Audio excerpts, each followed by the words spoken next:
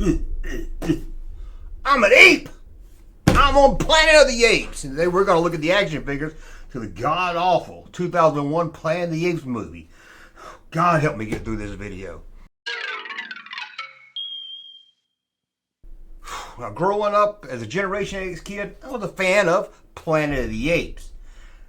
Well, the first movie. After that, all the ones went crashed. I mean, they went down fast. They went down faster than my cousin Stacy at a Def Leppard concert. I mean, they just tanked. And growing up, I just remember a lot of Planet of the Apes stuff. My brother, who was a little older than me, had the Mego figures, and we used to play Star Trek meets Planet of the Apes. It was a lot of fun with the Mego Star Trek figures. And I remember he had trading cards, and he would always try to get me to watch this god-awful live-action TV show, Planet of the Apes. It wasn't as good as the movie.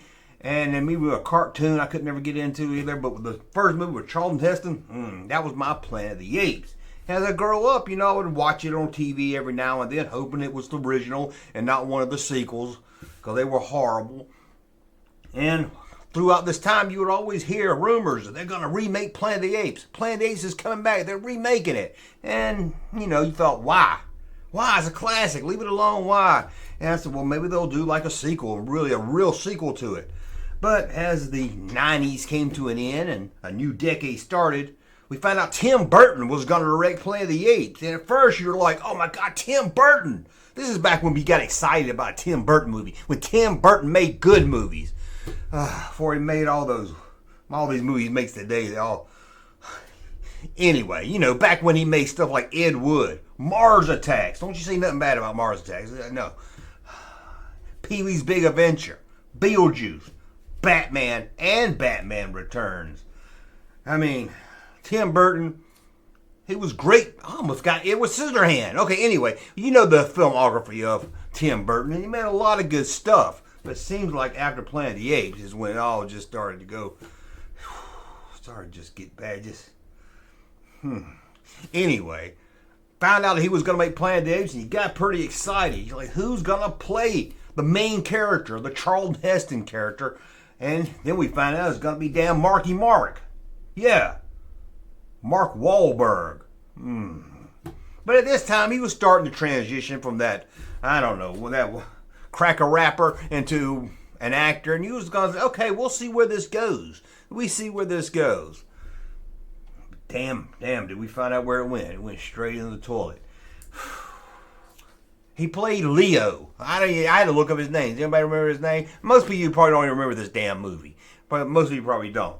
But anyway, this, as Tim Burton said, was a reimagining. It wasn't a reboot of Planet of the Apes, because it is a totally different story than the Planet of the Apes we got. Spoiler alert, unlike the original movie, he's not on Earth. Well, until the end of the movie.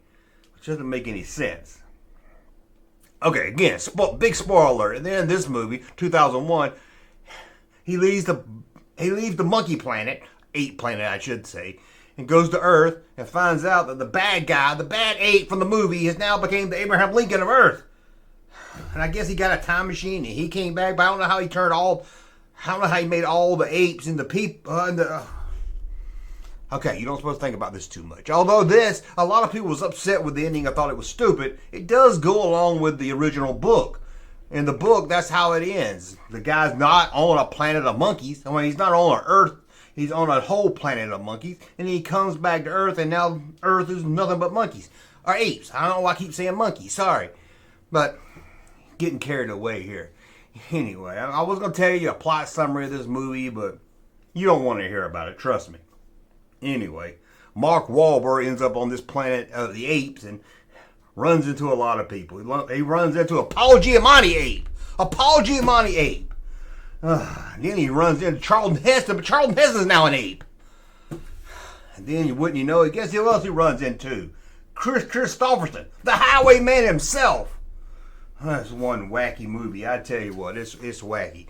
We're going to look at the action figures because, honestly, they did pretty good with the action figures. I would like to sit here and make fun of the figures like I'm making fun of the movie, but I can't because the action figures actually did some really good detail. Even the Mark Wahlberg action figure looks like Mark Wahlberg, although they got him posed with his hand sticking out like this the whole time. That's what you got to do this with him. I don't know. He's pointing at somebody because he thinks he's Harrison Ford. But they look good. I hate to admit they look good. Damn, I was really let down by this movie. Now, the new Planet of the Apes movies I really enjoy. It's probably one of the best ongoing series in the last 10, 15 years there is. Everything else goes downhill, but these stay good. But we're going to talk about the Planet of the Apes Hasbro figures. So I guess I've wasted a lot of time here, so let's get on. Wait a minute, hold on. Before we look at these figures, before I get triggered talking about this movie anymore, or these, I tell you, I have to make this video better and get it so you don't click off. So right here, I'm going to put a picture of Nova.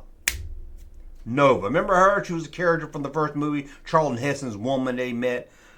We'll look at her while we look at these figures, because you look at these figures and you're going to say, the figures look nice, and you're going to see the card art and you go, oh my God, it reminds me of that horrible movie. Then you're going to see Nova and you're going to be like, oh, I love watching this video. So maybe that'll help. So let's dig into these Hasbro's 2001 Planet of the Apes figures.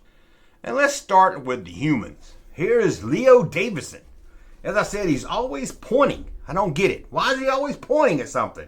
I guess you could put a gun in his hand so you can hold it gangster style. And the other human is Dina, I guess the Nova of this movie. She's not bad looking, but she's no Nova. She does have some sexy legs. Sadly, that's it for the humans, so there's no Chris Christopherson figure. Unless you want to buy the Chris Christopherson figure released in the Blade action figure line and put it with this Planet of the Apes movie. But I wouldn't do that. So we got the humans out of the way. Let's dig into those apes. Here's the ape commander. Look at him, rare and red. That's a good looking ape. And you have the female ape, Airy. And yes, there's kind of like a love triangle between her and Mark Wahlberg.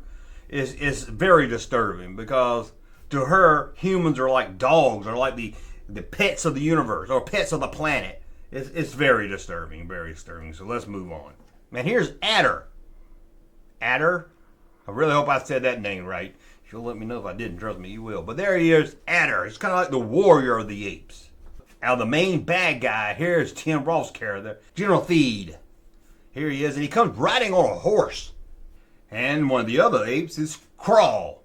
Not to be confused with the movie Crawl. Remember that? I hope not. And as I said, Paul Giamatti was also an ape, or orangutan or something. Here he is, Limbo. Man, it's just freaking disturbing looking at this. And I'm a huge Paul Giamatti fan. I tell you, if this orangutan asked me to drink Merlot with him, I ain't drinking no Merlot. And the last in the small size figures is this right here. Pericles. Why do they make these names so hard and dumb? Now, as far as I know, there was no play sets or anything. On the last figure we looked at, Pericles or whatever, he came with a little ship. You can count that, I guess.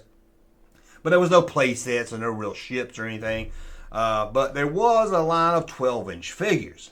Man, there was only 3 of them. 2 of them was the same one, Actar. You could get him right here, or Electronic. There was 2 of them. And the other 12-inch was Marky Mark himself, Leo Davison. Now, we're looking at the other figures, but I thought I'd pull up some other merchandise that was released during this time. Here's the Planet of the Apes keychain. Really works. There's a keychain. What does it mean it really works? It holds your keys? But you can try it, and it makes a sound or something if you press it. And another thing was released was this Planet of the Apes wall clock. Who the fuck would buy this? This has got to be the worst clock I've ever seen. As I said, the figures don't look that bad. They look really good. And Hasbro took their time making these figures. I mean, they put a lot of heart and soul into these and made them look like what you saw on the screen. Too bad the movie sucked. I mean, the movie sucked.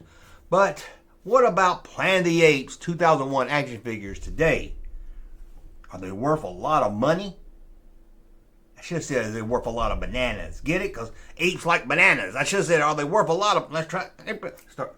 But what about the Planet of the Apes 2001 figures today? Are they worth a lot of bananas? Well, believe it or not, they actually go somewhere between $10 to about $30.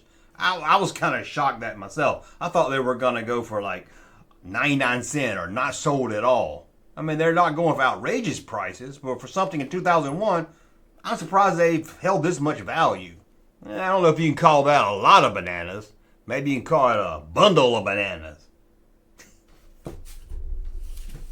That was pretty good. That was pretty good. So now I crack myself up. But that's a look at the Planet of the Apes from 2001 Hasbro action figure line.